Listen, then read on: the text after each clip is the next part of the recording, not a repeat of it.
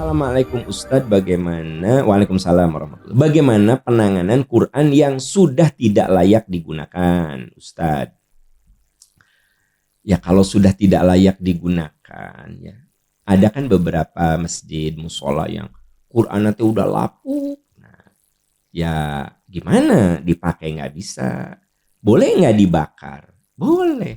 Niat membakar itu bukan menghinakan, justru memuliakan. Malah kalau Anda buang ke tempat sampah kan menjadi kesannya menghinakan. Jadi solusinya adalah dibakar gitu. Sekali lagi niatnya membakarnya bukan menghinakan. Tapi memang faktanya itu ada Quran-Quran yang sudah lapuk di musola itu. Udah perantal perintil, udah copot dari covernya, udah. Terus gimana tuh? Gimana? Ya kan harus ada solusi. Wah, cina kumpulkan we di lomari. Oke.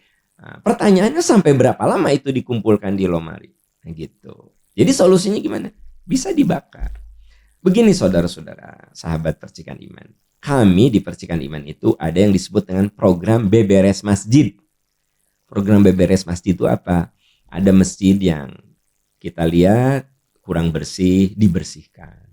Karpetnya dicuci, sajadahnya dicuci, ya, mukenanya dicuci, bila perlu ditambah lagi mukenanya. Qurannya kita ganti yang baru. Itu namanya program Beberes Masjid di Percikan Iman ini. Ada programnya, Anda bisa lihat di Sedekahku Percikan Iman.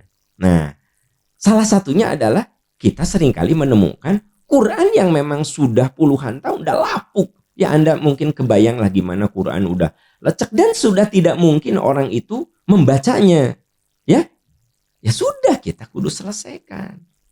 Gitu. Apakah kita membakarnya atau ada juga sebuah lomari kita simpan di situ? Pertanyaannya, sampai kapan di situ? Nah, gitu. Ya, toh ujung-ujungnya tetap harus dihancurkan juga. Ya boleh dihancurkan.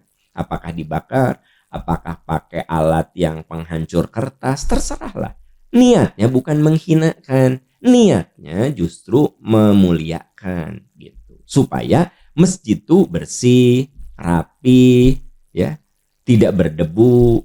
Kemudian Qurannya juga masih bisa dipakai dengan nyaman. Nah, makanya kita di program Beberes Masjid itu ada pembagian Al-Quran, ada alat sholat, segala macam. Nah, jadi disitulah program-program yang dijalankan oleh Percikan Iman, bukan sekedar tausiah, tapi actionnya kita punya program Beberes Masjid, ya.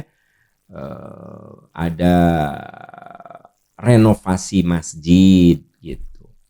Di samping tentu saja kita juga sedang membuat masjid peradaban di Jatinangor. Jadi ada masjid yang kita bangun dari nol, ada program di mana masjid yang udah reyot di kampung tertentu, di daerah tertentu, kita benerin. Yang memang perlu direnovasi, renovasi saja. Yang memang perlu dibangun dari awal, dibangun lagi. Jadi Percikan Iman bukan hanya membangun masjid peradaban di Jatinangor, di Arjasari.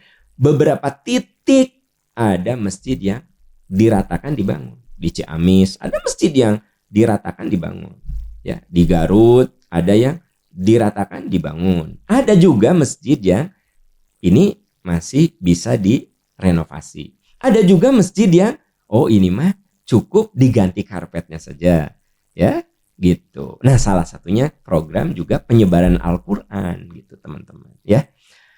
Itu yang kita lakukan di Percikan Iman. Selain dakwah bil lisan, bil kitabah dengan nulis, juga dakwah dengan aksi, ya. Dan itu hasil kolaborasi juga dengan sahabat Percikan Iman melalui titipan zakat, infak, sedekah, wakaf, semua kita sinergikan untuk lahir sebuah kesolehan, untuk lahir masyarakat yang dicintai dan diridhoi Allah Subhanahu wa taala, ya.